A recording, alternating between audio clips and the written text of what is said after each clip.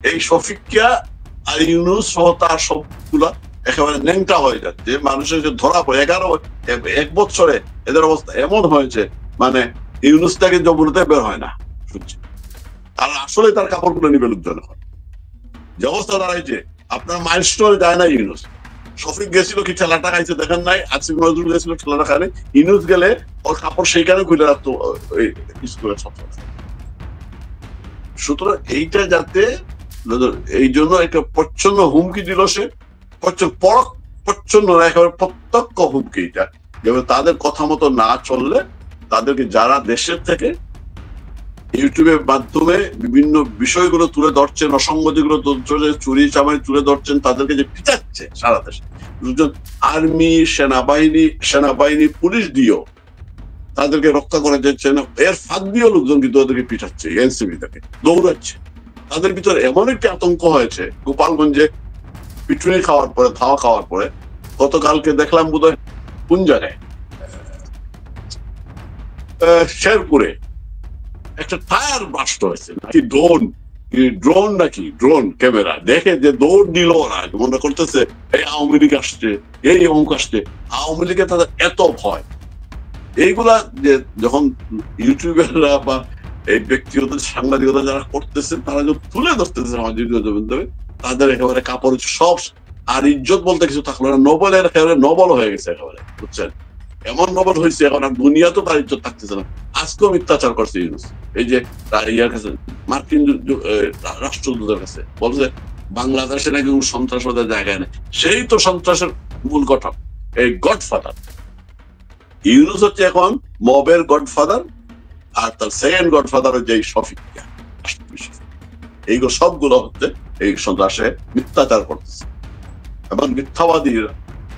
আমরা আমাদের এই দেশটার মানুষের কপালটা খুবই, আর এই যে আপনার ইউনুসের সাঙ্গপাঙ্গরা রাজনৈতিক দলগুলা, এই হিজড়াগুলা বয়কট করে মিটিং আবার যায় কুকুরের মতো। যে এই যে সিলেটের কথা আছে না, আতু বললে লোকজন চলে, কুকুর জন বলে আতুর, মালিকজন বলে কুকুর চলে আসে, এগুলো কুকুরের মতো দেয়। এই যে ঐক্যমতের মিটিং বিএনপি নাকি বের হয়ে আসলে ওয়াক আউট করে, লজ্জাশরম আছে এদের, লজ্জাশরম আছে এদের। বাবরের পাটোয়ারি কি কথা বলছে, সালাউদ্দিনের কথা বলে না, আপনার তাদের যে ফাদার এখন এই যে জিয়ার পরে তারেক জিয়া, বিএনপির ফাদার, বিএনপি ফাদারকে নিয়ে কি স্লোগান দিল এরা, তীরের চালে কাউয়া। আর আমি আর বললাম না ভাই, এরপরে এখন লজ্জাশরম আছে, এগুলো হিজড়া তারা কি বলবেন বলুন? এরা দেশটাকে ধ্বংস করতেছে, নিজেরা ধ্বংস হইতেছে। ওরা মনে করতেছে আওয়ামী লীগকে ধ্বংস করে ফেলবে। আওয়ামী লীগকে ধ্বংস করার ক্ষমতা কারো নেই, কারণ বাপার কোন ক্ষমতা কারো নেই। কারণ আওয়ামী লীগটা এই দেশের মানুষের ভিতর দিয়ে গড়ে উঠছে। আওয়ামী লীগ ধ্বংসের নামে নিজেরা ধ্বংস হইতেছে, শেখ হাসিনাকে শেষ করার নামে নিজেরা শেষ হচ্ছে, দেশটাকে শেষ করতেছে। এই জন্য তাদেরকে ভবিষ্যতে জবাবদিহি করবে, প্রত্যেক বিচার, প্রত্যেকটা জনগণের হাতে এদের ধুলাই খাবে। বেশি দিন বাকি নেই, বাড়িবে বেশি দিন শুরু হয়ে গিয়েছে ধুলাই দেওয়া। এখন ভাই আমি তো দেশে সাংবাদিকতা করছি, ছোটখাটো একটা সাংবাদিক ছিলাম, মোটামুটি সবাইকে চিনতাম বা তারাও আমাকে চিনত। আমি শফিককে কখনো সাংবাদিকতায় মনে নাই কোথাও আমি দেখেছি কিনা তাকে। আমি নাম শুনি না ভাই, কিছুটা খবর তো রাখি, এখন শফিকের নাম শুনি, হঠাৎ শুনি শফিক প্রেস সেক্রেটারি। এবং সে এখন আমি শুনছি অনেকেই বলছে এই যে জুলাই আন্দোলনের সময়, তার অফিসটা, তার অফিসটা এই যে এদের অফিস হিসেবে ব্যবহার হয়েছে। হিজবুত তাহরির শিবির এদের অফিস হিসেবে ব্যবহার হয়েছে, এবং এরা নাকি ওই অফিসে বসে কাজ করতো, অফিসে থাকতো, ঘুমাতো, কার্ফিউর সময় ওইখানেই থাকতো। এরা এইভাবেই ইয়ে করছে। সেটা প্রেস সচিব বাংলাদেশে খুব বিশ্রী একটা অবস্থা, যেটা বাংলাদেশে তথ্য মন্ত্রণালয় আছে, বাংলাদেশের গভর্নমেন্টের তথ্য কর্মকর্তারা আছেন, তারপরে তথ্য সচিব আছেন, কিন্তু বাংলাদেশে প্রেস সচিব হচ্ছে উনি প্রধান উপদেষ্টা, বাংলাদেশ গভর্নমেন্টের তথ্য মন্ত্রণালয়ের নাই। উনি এমন একটা পরিস্থিতি তৈরি করছেন, উনি সর্বেসর্বা, এবং উনি যেহেতু সাংবাদিক, যদি সাংবাদিক হবেন, সাংবাদিক বান্ধব, সাংবাদিকদের কথা বলে, সাংবাদিকদের উদ্দেশ্যে কথা বলার কিছু আর্ট আছে, কিছু ভদ্রতা আছে, সব উনি কিন্তু হুমকি দিয়ে দিলেন, ইউটিউবে হুমকি দিয়ে দিলেন। এখন ইউটিউবে তো শুধু বাংলাদেশ থেকে না, বাইরে থেকে বিভিন্ন দেশ থেকে বিভিন্ন রকম কাজ করে, এবং হুমকি যাদেরকে দিলেন, হুমকি তো সবাইকে দেন নাই, এটা মনে অনেক দূর যাবে। আচ্ছা, আরেকটা প্রসঙ্গে যাই ভাই, এইটা প্রসঙ্গ গেল, আপনি বঙ্গবন্ধু গবেষকদের একজন, বাংলাদেশের অনেক বছর ধরে এই কাজটা আপনি করছেন। এই যে তাজউদ্দিনের জন্ম শতবার্ষিকীতে তাজউদ্দিনের ছেলে মেয়ে যা করলো, এটাকে আপনি কি বলেন? আপনি এমন একটা প্রশ্ন করছেন, তাজউদ্দিন জন্ম শতবার্ষিকীতে প্রথমে আপনি দেখেন এটা একটা জিজ্ঞাসা, জেলাসি আছে। প্রথমত এটা করে তাজউদ্দিনকে তো শেষই করে দিল। এনিওয়ে, আমি যতটুকু জানি, আমার একটা লেখা আছে, আমি কয়েকটা পরিবার সম্পর্কে আমি বলেছি, এরা দেখবেন এরা জেনেটিক্যালি জেলাসি থেকে এরা বঙ্গবন্ধু পরিবার বা বঙ্গবন্ধু সম্পর্কে বিরোধিতা করে। প্রথমত আমি বদরুদ্দিনের মনে বই পড়ি না। অনেকে বলে কেন পড়েন না, বলে এইগুলো জানার কিছুই নেই, সব কথা শেষ করতে এসে বঙ্গবন্ধু গালি দিবে বঙ্গবন্ধু পরিবারের বিদ্বেষে। বঙ্গবন্ধু যদি পাকিস্তানি, উনি পাকিস্তানের পক্ষে, সে বাংলাদেশ, আর বঙ্গবন্ধু যেহেতু বাংলা স্বাধীনতার পক্ষে নাই। কারণটা হচ্ছে, তার ধারণা হচ্ছে বদরুদ্দিন ওমরের যে শেখ মুজিবুর রহমান তার বাবার কাছ থেকে রাজনীতি শিখেছেন, আবুল হাশিমের কাছ থেকে। শুধু তার বাবা জাতির পিতা হওয়ার কথা, শেখ মুজিবুর রহমান জাতির পিতা হবে। আসলে আপনি তোফাজ্জল হোসেন মানিক মিয়া, রাষ্ট্র মইনুল হোসেন বা যারা দেখবেন, এরা কিন্তু এই পরিবারের বিরুদ্ধে। কেননা তারা মনে করে তোফাজ্জল হোসেন মানিক মিয়া ছিলেন থিঙ্ক ট্যাঙ্ক, তিনি বুদ্ধি দেন, বঙ্গবন্ধু চলতেন। আসেন আপনি এই যে ডেইলি স্টার সম্পাদকের নামটা কি? মাহফুজ আনাম। মাহফুজ আনাম। তার বাবাকে আবুল মনসুর আহমদ। আবুল মনসুর আহমদ। আবুল মনসুর আহমদ বঙ্গবন্ধুর সিনিয়র ছিলেন, সোহরাওয়ার্দীর কাছের মানুষ ছিলেন। তার ধারণা হচ্ছে আবুল মনসুর আহমদ তো জাতির পিতা হইতে পারলো না, বঙ্গবন্ধু কেমন করা হয়। এই দেখেন, আপনি আসেন, এদের ধারণা হচ্ছে যে তাজউদ্দিন আহমদের, এদের ধারণা হচ্ছে তাজউদ্দিন, আমি এটা দুষ্টা আমাদের ভাই, আমরা তাজউদ্দিন আহমদকে এবারে এমন অবস্থা করছি যে বঙ্গবন্ধু আমরাই, তাজউদ্দিন আহমদ এই দেশ মুক্তিযুদ্ধটা বঙ্গবন্ধুর অবদান, তাজউদ্দিন আহমদের অবদান আমরাই এটা সৃষ্টি করেছি। আওয়ামী লীগের যারা অতি আবেগী কর্মী যারা, অথচ এবং তারা মনে করে বঙ্গবন্ধুর সমান হচ্ছেন তাজউদ্দিন আহমদ, অথচ তাজউদ্দিন আহমদ কখনোই এগুলো মনে করতেন না। তাজউদ্দিন মনে করেন নাই, বঙ্গবন্ধুর পক্ষে জিয়াউর রহমানকে নিজে কোনদিন দাবি করতে স্বাধীনতার ঘোষক কোনোদিনও দাবি করতে। আচ্ছা, আমি যে কথা বলতেছি, ওরা মনে করে, বিশেষ করে বড় মেয়েটা আর সুয়েল তাজ, এরা মনে করে তাজউদ্দিন, এবং তাদের জন্য কিছু মানুষ ইন্ধন যোগাইছে। এই যে দাবিটা উঠছিল, আপনাকে বলি যে 10ই এপ্রিলকে আপনার প্রজাতন্ত্র দিবস, আমি এটা সম্পূর্ণ বিরুদ্ধে। কেন প্রজাতন্ত্র দিবস মানে কি? পাকিস্তান, আমি বিরুদ্ধে এই কারণে যে বাংলাদেশের স্বাধীনতা ঘোষণা 26শে মার্চ, সেই ঘোষণার আলোকে আপনার 10 তারিখে সরকার গঠন হয়েছে। আর এই পাকিস্তানের যে প্রজাতন্ত্র দিবস ঘোষণা করা হয়েছিল, এই দিন পাকিস্তান প্রস্তাবটা উত্থাপিত হয়েছিল এই জন্য। এবং পাকিস্তানের স্বাধীনতা আর আমাদের স্বাধীনতা, পাকিস্তানের স্বাধীনতা এসেছে দয়ায়, আর আমরা যুদ্ধ করে বঙ্গবন্ধু নেতৃত্বে। অন্য আমি যেটা বলতেছি, এই যে 9 মাসের মুক্তিযুদ্ধটা, টোটাল পরিকল্পনাটা বঙ্গবন্ধু করে গিয়েছেন। কোথায় উঠতে হবে, কার সাথে যোগাযোগ করতে হবে, ভারতে গিয়ে সেই যোগাযোগ পর্যন্ত করে গিয়েছে। এবং বলতে গেলে, এবং তাজউদ্দিন আহমদকে বঙ্গবন্ধু, আপনি আমি একবার বলেছি হয়তো, তাজউদ্দিন আহমদ দেখবেন একটা সময় রাজনীতি আর নাই, 54-56 পরে আছিলেন, সেই মানে উনি চাকরি করতেন। যখন বঙ্গবন্ধু শহীদ হওয়া ঘোষণা করবেন বলে সিদ্ধান্ত নিলেন, তখন তাজউদ্দিন আহমদকে বঙ্গবন্ধু এমন একজন মানুষকে উনি পিক করলেন, যে মানুষটি হবে উনি যা বলবেন সেই কথা উনি শুনবে। তাজউদ্দিন আহমদকে পিক করলেন বঙ্গবন্ধু। এইখানে মমিনুল খোকার নাম আপনারা নিশ্চয় শুনেছেন, বঙ্গবন্ধুর ড্রাইভার কাম সেক্রেটারি ওনার ছিলেন, ফুয়াতো ভাই বঙ্গবন্ধুর। এবং 52 সালের পর থেকে বঙ্গবন্ধু পরিবারের সাথে যুক্ত ছিলেন। শেখ রেহানা লন্ডনে এসে ওনার বাড়িতে উঠেছিলেন। মমিনুল খোকার একটা বই আছে, বঙ্গবন্ধু পরিবার, একটা বইটা আমার আছে, সেখানে উল্লেখ করেছেন একদিন বঙ্গবন্ধু হঠাৎ বললেন, এই খোকা গাড়িতে ওঠ, গাড়ি চালাইতে, নারায়ণগঞ্জের দিকে যা। খোকা নারায়ণগঞ্জের দিকে গেলে গিয়ে দেখেন একটা স্টিল ফ্যাক্টরিতে তাজউদ্দিন আহমদ।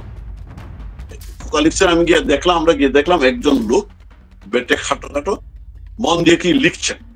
বঙ্গবন্ধু গিয়ে বললেন, তাজউদ্দিন অনেক হয়েছে, আন না, উঠো। তাজউদ্দিন বলতেছেন যে আমি তো এখানে কাজ করছি, আর কাজ করতে হবে না।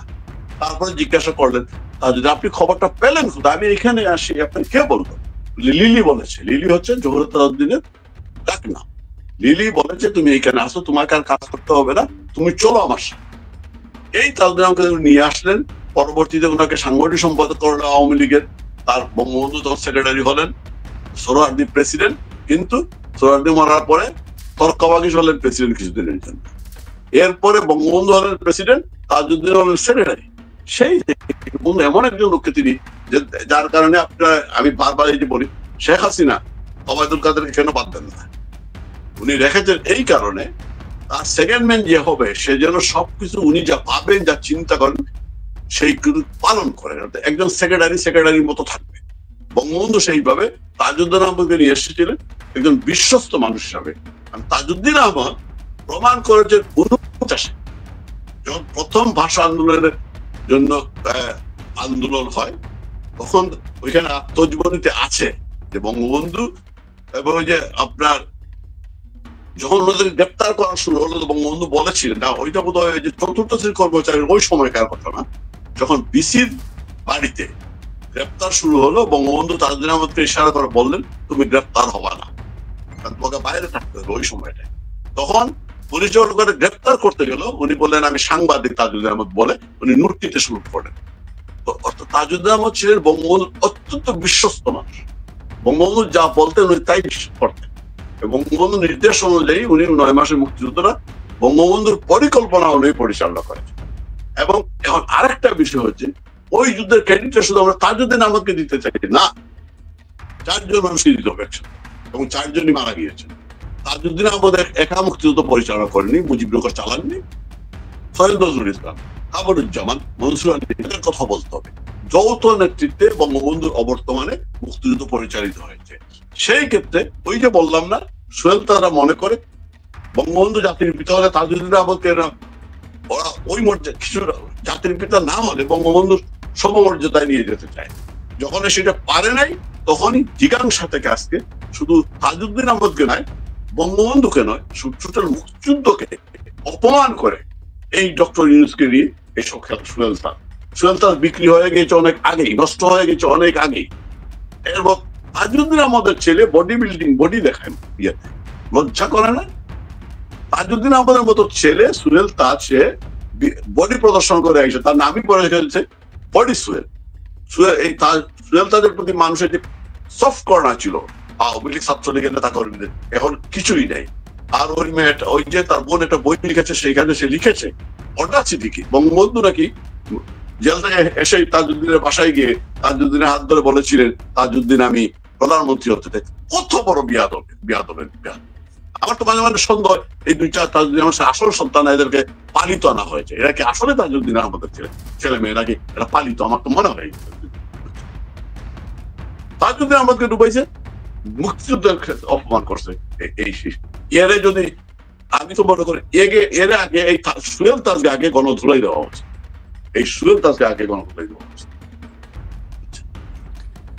আর একটা বিষয় আমি জানি, আপনার নেতা খুব পছন্দের একটা মানুষ, অ্যাডভোকেট ফজলুর রহমান, উনি মুক্তিযুদ্ধের পক্ষে কথা বলেন, বঙ্গবন্ধুর পক্ষে কথা বলেন, এই দুইটা বিষয়কে ধারণ করেন, কিন্তু উনি বিএনপি নেতা। এটা ওই দুটো ধারণ করে বিএনপি করা যায় কিনা আমি জানি না। উনি কিন্তু সর্বশেষ একটা বক্তব্যে বলেছেন আওয়ামী লীগ মাইনাস ওনার বক্তব্যটা, উনি একটা জাতীয়তাবাদী দল চান, বাঙালি জাতীয়তাবাদী একটা দল চান, সেটা আওয়ামী লীগ না। আওয়ামী লীগের প্রতি খুব অ্যালার্জি, উনি 10 বছর আওয়ামী লীগ ফেরত আসতে পারবে না। কি বলবেন আমি আমি ফজলুর রহমানকে যতটুকু চিনি জানি, আমি সরাসরি ওনার নেতৃত্বে ছাত্রলীগ করেছি, আমার সাথে ব্যক্তিগত সম্পর্ক খুব ভালো ছিল। আজকে ওনাকে দল ছেড়ে উনি বিএনপি করেন সেটা আমি তো কোনো অবস্থায় মেনে নিতে পারি না। কিন্তু আমাদের যেমন বাবুল হোসেন বাবুলকে দল থেকে চলে যেতে বাধ্য হওয়া ওরা, যার যায় অনেকটা আওয়ামী লীগের, জেলা আওয়ামী লীগের আছেন, আমি সেটা একেবারে দায়িত্ব নিয়ে বলছি, আমি প্রমাণ সহ বলতে পারি। একইভাবে ফজলুর রহমান, প্রথমত ফজলুর রহমান রাজ্জাক ভাই ছাত্রলীগটা দুই ভাগে বিভক্ত হলো, ফজলু চুন্নু এবং জালাল জাহাঙ্গীর। বাকশাল তখনও হয়নি, তারপরে বাকশাল হইলো, রাজ্জাক ভাই বাকশাল করলেন, ফজলুর বাকশালে গেলেন, বাকলাস থেকে আসলেন। ফজলুর রহমানের যে নির্বাচনী এলাকার লোক, আর ফজলুর রহমান বা আমরা আওয়ামী লীগ মার্কা যারা রাজনীতি করেন, এরা তাদের একটা আকাঙ্ক্ষা থাকে, পার্লামেন্ট রাজনীতি করলেই ক্ষমতায় যেতে চান, এমপি হতে চান, একটা আকাঙ্ক্ষা থাকে। ফজলুর রহমান আমাদের নির্বাচনী এলাকার, আমি যে এলাকার নির্বাচনী এলাকা, যেখানে আমাদের হামিদ সাহেব রাষ্ট্রপতি হয়েছিলেন পরে, উনার নির্বাচনী এলাকা। প্রথমত ফজলুর রহমানের বড় ভাই ছিলেন বজলুর রহমান, উনি মুক্তিযোদ্ধা ছিলেন, উনি ইটনা উপজেলা আওয়ামী লীগের সভাপতি ছিলেন। উনাকে মেরে ফেলা হয় 80-র দশকে, এবং খুব সম্ভবত দলীয় কুন্দলের কারণে, অথবা যে কোনো কারণে। আর হামিদ সাহেবের পরিবার, যে পারিবারিক দ্বন্দ্ব, আমি আবার একটু আগে ওই যে একটু আগে পারিবারিক বলছিলাম না, হামিদ সাহেবের সাথে ওনাদের স্থানীয়ভাবে দ্বন্দ্বটা আছে। এই দ্বন্দ্বের কারণে ফজলুর রহমান বারবারই ওই জায়গায় নমিনেশন চেয়েছেন, তিনি নমিনেশন পাননি। হামিদ সাহেবকে দেওয়া হয়েছে, কারণ হামিদ সাহেব পুরানো মানুষ, ওই জনপ্রিয়, ফজলুর রহমানের জন্য। একটা ঘটনা আমার মনে আছে, একবার উনি এমপি হয়েছিলেন 86-তে। আমার মনে আছে আমি প্রধানমন্ত্রী 32-এর সামনে দাঁড়িয়ে আছি, তখন আপনার গণতন্ত্রী পার্টি 8 দলীয় জোটের মেম্বার, তখন 8 দল, 86 নির্বাচনে তো 5 দল বের হয়ে গেল, 8 দল রইল, ওই যে 5 দল বের হয়ে গেল না, আপনিও তো দল দেশে 8 দলের গণতন্ত্রী পার্টির সঞ্জিতার নেতা, সঞ্জিতা তখন নমিনেশন ঠিক হচ্ছে জোটগত ভাবে 32-এ, তখন ফজলুর রহমান বের হয়ে আসলেন না, সঞ্জিতা মিটিং ব্রেকিং এর সময় যে ব্রেক দেওয়া হলো, বের হয়ে আসলেন, আমি ফজলুর রহমানের সাথে ওই জায়গায় দাঁড়িয়ে আছি। ফজলু ভাই সঞ্জিতাকে বললেন, আমাকে ময়মনসিংহের যে কোনো জায়গায় নমিনেশন দেন, আমি পাশ করে আসবো। ওনাকে দেওয়া হলো ফজলুর রহমানকে ইয়েতে কিশোরগঞ্জ 1-এ সৈয়দ নজরুলের আসনে, তখনও সৈয়দ আশরাফ লন্ডনে, তখন দেশে যাননি। ফজলুর রহমান ঠিকই ফাঁস করে আসলেন এরশাদের ওই ইলেকশনের সময়। 91-তে আইসা উনাকে সেইখানে দেওয়া হলো না, উনাকে কোন জায়গায় দেওয়া আমি জানি না, অত নমিনেশনই দেওয়া হয়নি। উনাকে দেওয়া হলো সৈয়দ আশরাফ। দেখেন আপনি, এইদিকে হামিদ সাহেব, ওইদিকে আবার সৈয়দ নূর সাহেবের ছেলে, ফজলুর রহমান যাবে কোথায়? এই যে হতাশা থেকে, বিভিন্ন ভাবে হতাশা, এবং ওবায়দুল কাদেরের সাথে ওনার একটা ওই যে অভ্যন্তরীণ ইয়ে ছিল, সেই কারণে একটা কারণে উনি প্রথম গেল গামসা লীগে, আমাদের কাদের সিদ্দির গামসা লীগ, সেইখান থেকে তারপরে ওখানে সেক্রেটারি হইলেন গামসা লীগের, তারপরে বিএনপিতে গেলেন। ওই যে স্বপ্নটা উনি এমপি হবেন, আর ওই যে জিজ্ঞাসা, যে এই যে ইয়েটা, উনি মুক্তিযুদ্ধ বঙ্গবন্ধুকে উনি ওনার অন করতেছেন, কিন্তু আওয়ামী লীগকে অন করতেছেন না। এই আওয়ামী লীগকে উনি অন করেন না, কারণ উনাকে এই আওয়ামী লীগ কষ্ট দিয়েছে, এটা হচ্ছে তার ফিলিংস। আমাদের কথা হচ্ছে, আমরা এত কষ্ট হতো, আপনি তো বিএনপিতে যেতে পারেন, চুপ হয়ে যান, আপনি স্বতন্ত্র ইলেকশন করেন, আপনি গামছাতেই থাকেন, কিন্তু আপনি তো বিএনপি। কষ্টটা এই জায়গায় যে এই উদীয়মান এই ধরনের মানুষগুলো আমরা হারিয়েছি। এখন যে ভূমিকা রাখতেছেন ফজলুর রহমানের প্রতি সবার শ্রদ্ধাবোধ আছে, কিন্তু এই মানুষগুলোকে আমরা হারিয়েছি কাদের সিদ্দিকী, শুধু কাদের সিদ্দিকী। আজকে আমরা হারিয়েছি, বললাম না যে সিলেটের, আমি দায়িত্ব নিয়ে বললাম যে বাবুল হোসেন বাবুলকে কিভাবে বের করে দেওয়া হয়েছে, বের যে চলে যেতে বাধ্য করা হয়েছে। হ্যাঁ, বাবুল হোসেন বাবুলেরও এই মধ্যবিত্ত পরিবারে যারা রাজনীতি করে, আপনি তাদের একটা লুপ থাকে, এই লুপটা তো কেউ বের হয়ে আসতে পারে না ভাই।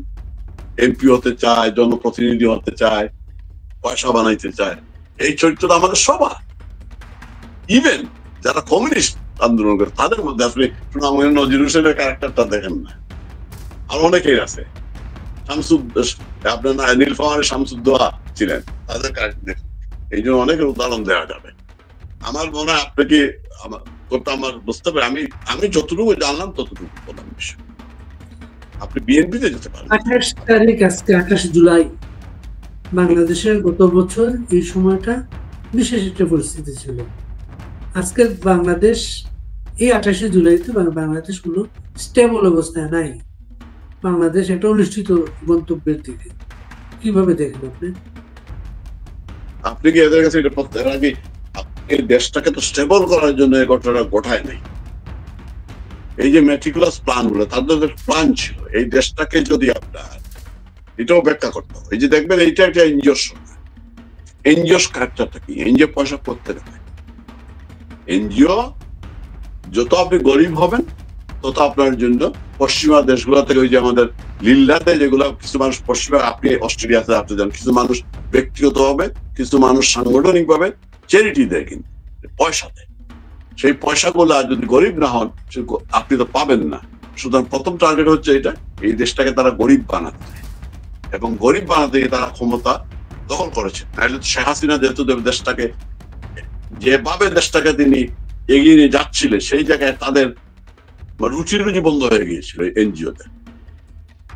এই যে সুশাসনের জন্য নাগরিক, এটা তো এনজিও, আজকে কোথায় সুশাসনের জন্য নাগরিক?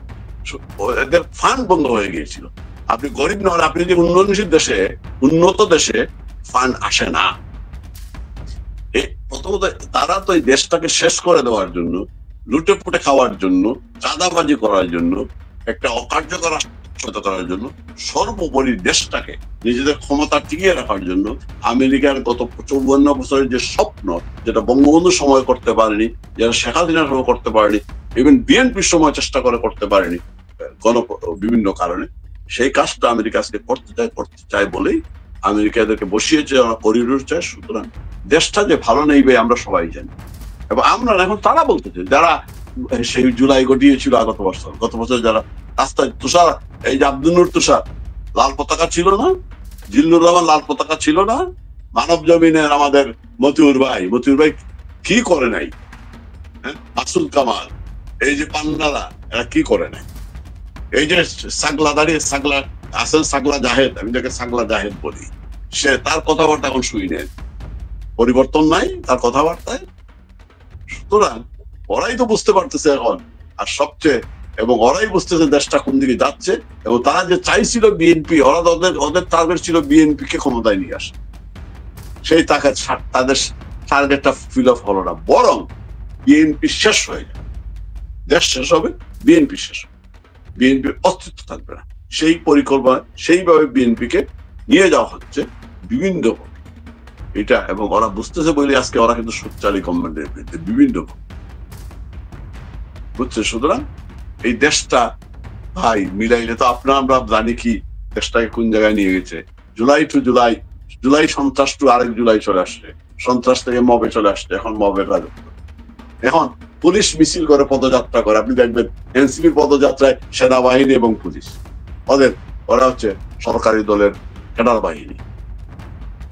এনসিপির একেবারে ডাইরেক্ট ক্যাডার হচ্ছে সেনাবাহিনী, বুঝছেন, ডাইরেক্ট এনসিপির ক্যাডার হচ্ছে সেনাবাহিনী, আর পুলিশ হচ্ছে অক্সিলারি ফোর্স, রাজাকারের মতো।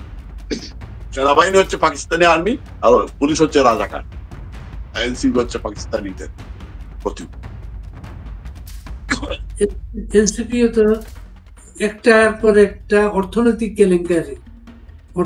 কেলেঙ্কারির সাথে সম্পর্কিত হচ্ছে, এবং এনসিপি ক্ষুদ্র থেকে ক্ষুদ্রতর হচ্ছে। এনসিপির কোন রাজনৈতিক দর্শন আছে, কোন ফিলোসফি আছে? আওয়ামী লীগ এটা তো ফিলোসফি, এবং আপনি ওরা কি যারা এই যে আর্থিক কেলেঙ্কারিটা শুরু তো এই ইউনুস দেয়া, এই যে 668 কোটি ট্যাক্স মওকুফ অন্যান্য যেগুলো। সুতরাং এনসিপি তো তারা জানে ক্ষমতায় যেতে পারবে না, যার কারণে তারা ওই যে পিআর এর কথা বলতেছে, অংশ নিতে চাইছে, আরো কিছু দল দেখবে যাদের এনসিপি লুটপাট করা, এই দেশটা ওরা দেখেছে, এনসিপিতে যারা আছে তারা দেখেছে, এবং এখন লুটপাটের সুযোগ পাচ্ছে তারা। এই যে দেখেন কি জুলাই শহীদ আবাসন প্রকল্প, সেই 3 গুণ 4 গুণ টাকা দিয়ে খরচ করে করা হচ্ছে, আবার বন্ধ হচ্ছে, আবার করার জন্য তুলপাড় শুরু হয়ে গেছে। এই যে সব কথা শেষ হচ্ছে, এরা লুটপাট করার জন্য আসতে পারে। কমিটিতে আমার দলে আসলো কি আসলো না, এনসিপি ভাই পুলিশটা আর্মি যদি না থাকে এরা কোথাও যেতে পারবে না। আর্মির মধ্যে এদেরকে পিটাচ্ছিল, এদেরকে ধাও করতেছিল সেনাবাহিনীর মধ্যে, মানে এরা কোথাও যেতে পারবে, এদের যাওয়ার কোনো জায়গা নেই। একটা রিক্সাওয়ালা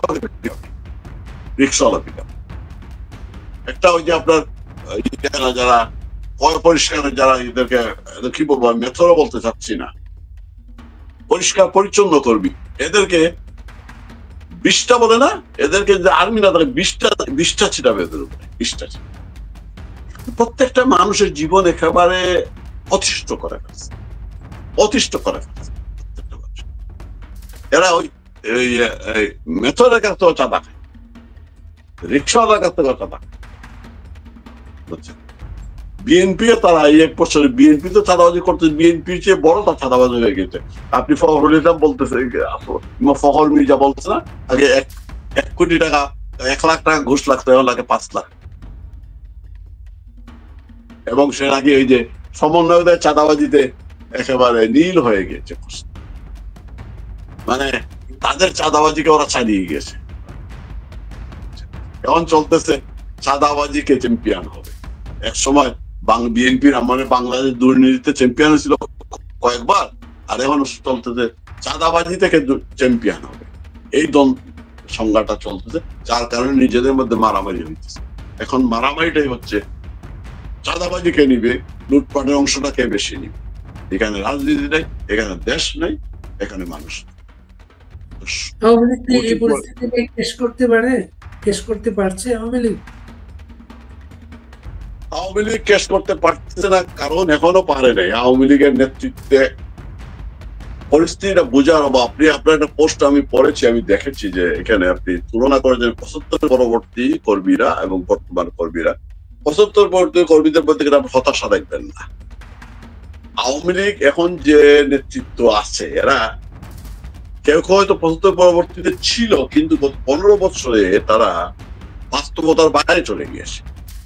এই 15 বছরে রাজনীতিটা আওয়ামী লীগের মধ্যে নেই, রাজনীতি নেই, আওয়ামী লীগ রাজনীতি নেই। এখন রাজনীতি যদি না থাকে, চিন্তা চেতনা না থাকে, এই যে আপনি আমি জিনিস যে নেতৃত্বের সিদ্ধান্ত গুলো বাস্তবতার আলোকে উনি বুঝতে পারতেছেন, উনি বুঝতে পারতেছেন যে আমাদের কি করতে হবে, কিন্তু নেতারা বুঝতে পারতেছে না। ওই আমাদের ভাইরাল নেতারা বুঝতে পারতেছে।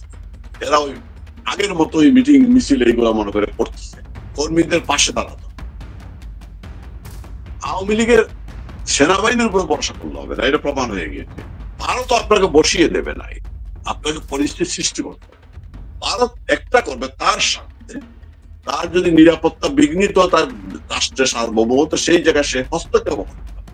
আমি আগে বলেছি, ভারত আপনাকে দেখো, আজকে যদি বিএনপি বা জামাত ভারতের স্বার্থ সংরক্ষণ করে, ভারত তাদেরকে সাপোর্ট দিবে।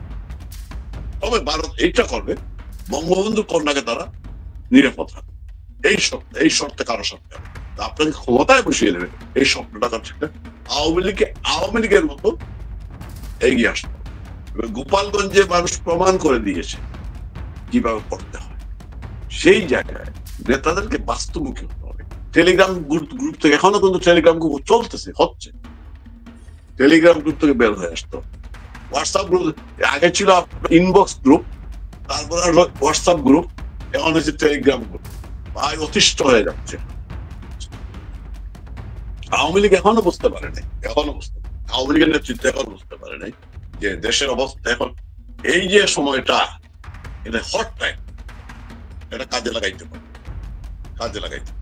বিভিন্ন সামাজিক সংগঠন করা সম্ভব, কিন্তু সেই দিকে যাচ্ছে না।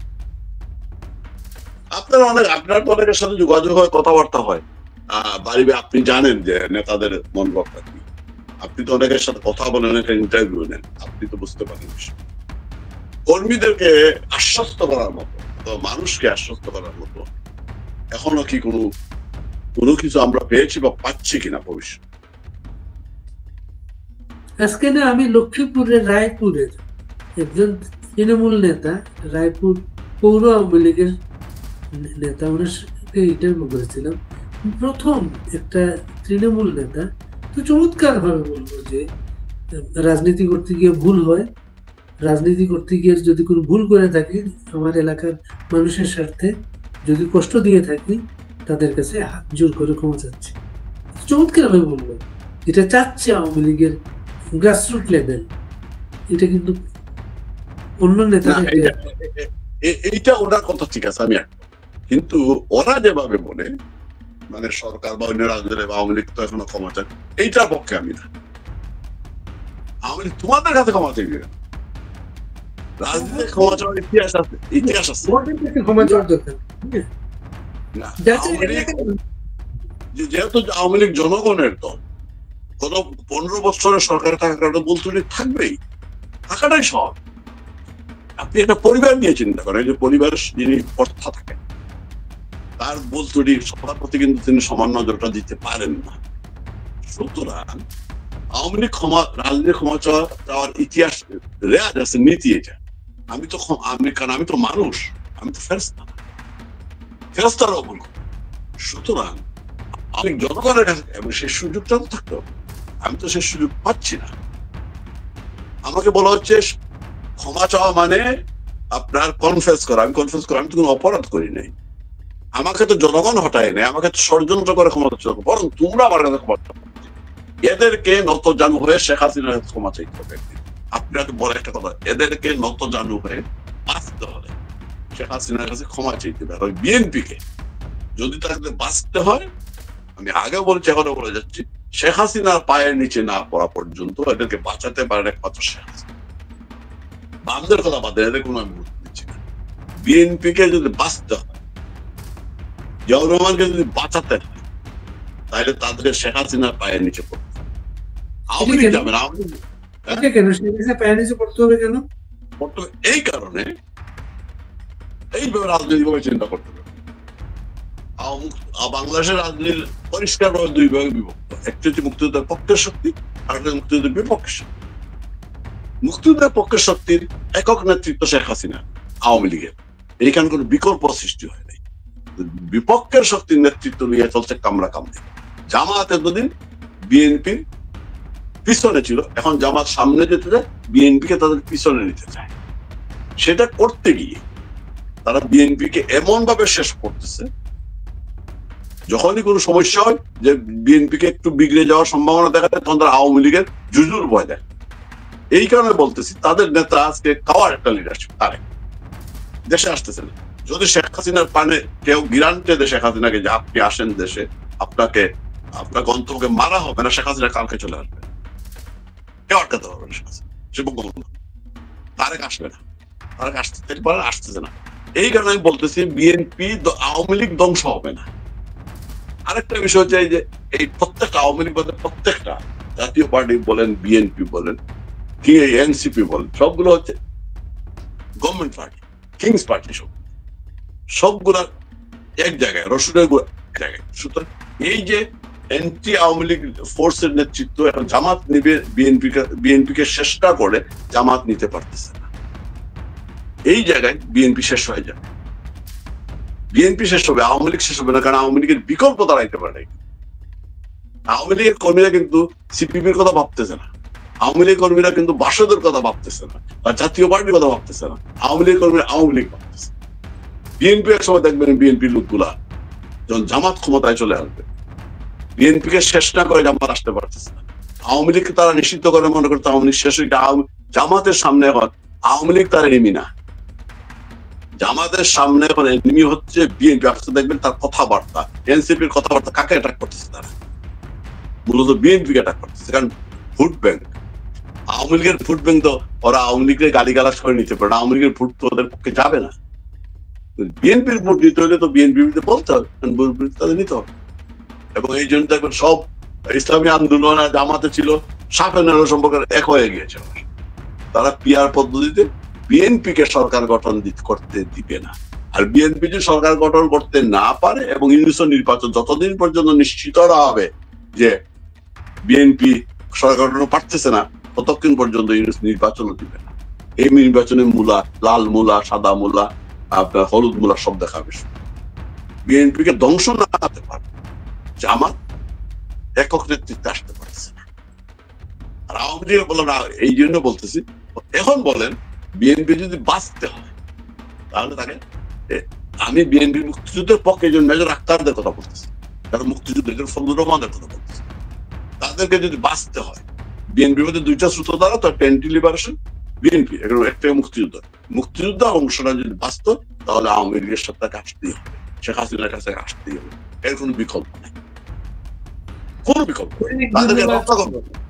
অনেক ধন্যবাদ সুজাত ভাই, সবাইকে অনেক শুভেচ্ছা। সুজাত ভাই কিন্তু নতুন একটা বক্তব্য নিয়ে আসলেন, বিএনপিকে বাঁচতে হলে শেখ হাসিনার কাছে আসতে হবে। প্রিয় দর্শক, আপনারা বিবেচনা করবেন, এবার আপনাদের মতামত দেবেন। ধন্যবাদ।